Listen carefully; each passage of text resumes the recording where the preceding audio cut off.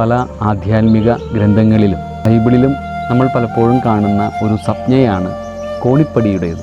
പല വിശുദ്ധരുടെയും ആധ്യാത്മിക രചനകളിൽ ഈ കോണിപ്പടി പ്രത്യക്ഷപ്പെടുന്നുണ്ട്.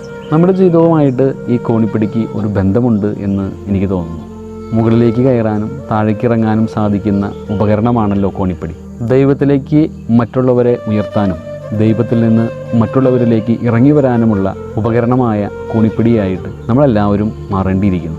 ഈ ഭൂമിയിലെ എൻ്റെ ജീവിതത്തിൽ എത്ര പേരെ ദൈവത്തെങ്കിലേക്ക് ഉയർത്തുവാൻ, എത്ര പേരുടെ കാര്യങ്ങൾ ദൈവതിരുമുമ്പിൽ അവതരിപ്പിക്കാനായിട്ട് എനിക്ക് സാധിച്ചു. ഇപ്പോഴും എൻ്റെ പ്രാർത്ഥനയും എൻ്റെ നിലവിളിയുമെല്ലാം എനിക്ക് വേണ്ടി മാത്രമാകാതെ ചുറ്റുമുള്ളവരെ ദൈവത്തിലേക്ക് ഉയർത്താനും ദൈവികമായ കാര്യങ്ങളിലേക്ക് അവരെ ഉയർത്താൻ വേണ്ടി കൂടി ഞാൻ പരിശ്രമിക്കുമ്പോൾ കോണിപ്പടി എന്നുള്ള ആ സംജ്ഞ എൻ്റെ ജീവിതത്തിൽ യാഥാർത്ഥ്യമാവുകയാണ്. അതുപോലെ ദൈവത്തിൻ്റെ നിരവധിയായ കൃപകളും അനുഗ്രഹങ്ങളും മറ്റുള്ളവരിലേക്ക് എത്തിക്കുവാൻ ഞാനൊരു ചാലകമാകുമ്പോൾ, ദൈവികമായ കൃപകളിലേക്ക് മറ്റുള്ളവരെ അടുപ്പിക്കുമ്പോൾ ഞാൻ യഥാർത്ഥത്തിൽ എൻ്റെ ആധ്യാത്മിക ജീവിതത്തിലും ഒരു കോണിപ്പടിയായി രൂപാന്തരപ്പെടുകയാണ്.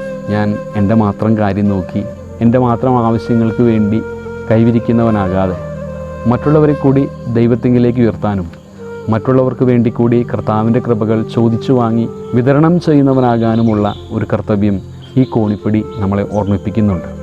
ഈ ജീവിതം അവസാനിക്കുമ്പോഴേക്കും ഞാൻ നല്ല ഒരു കോണിപ്പടിയായി മാറട്ടെ. എൻ്റെ ചുറ്റുമുള്ളവർക്ക് ദൈവികമായ വരങ്ങൾ വാങ്ങി നൽകുന്നവനാകാനും മറ്റുള്ളവരെ ദൈവത്തിലേക്ക് എടുത്തുയർത്തുന്നവനാകാനുമുള്ള എൻ്റെ സാധ്യതകൾ ഞാൻ എപ്പോഴും നല്ല രീതിയിൽ തന്നെ വിനിയോഗിക്കട്ടെ.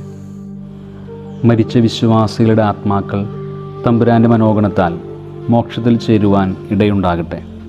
നിത്യപിതാവേ, ഈശോ മിശിഹാ കർത്താവിൻ്റെ വിലതീരാത്ത തിരിച്ചോറിയെക്കുറിച്ച് അവരുടെ മേൽ കൃപയുണ്ടാകണമേ.